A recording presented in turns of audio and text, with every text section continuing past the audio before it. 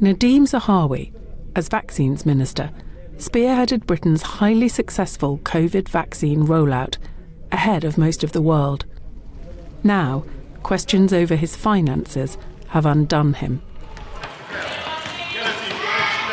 Zahawi fled Saddam Hussein's Iraq with his family when he was just 9. He grew up to be a highly successful entrepreneur, co-founding polling company YouGov. With wealth estimated at up to 100 million, he is one of Westminster's wealthiest MPs. Elected to represent Stratford-upon-Avon in 2010, he became an education minister under Theresa May, then Vaccines Minister and Education Secretary under Boris Johnson, and then Chancellor on July the 5th last year, when Rishi Sunak resigned and Johnson's government began to unravel. The next day, Zahawi told the PM to resign and threatened to resign himself. Johnson talked him round. But the following day, he publicly called for the Prime Minister to stand down. There should be a new leader of that party and therefore a new Prime Minister. 2 days later, Zahawi announced he was running for leader, along with many others. But it was not to be. He didn't get the 30 votes from MPs to progress to the next round.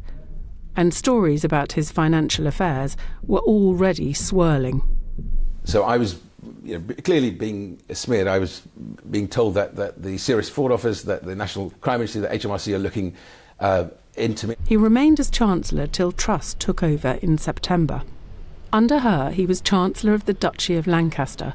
Just 7 weeks later, the next Prime Minister, Rishi Sunak, appointed him Conservative Party chairman.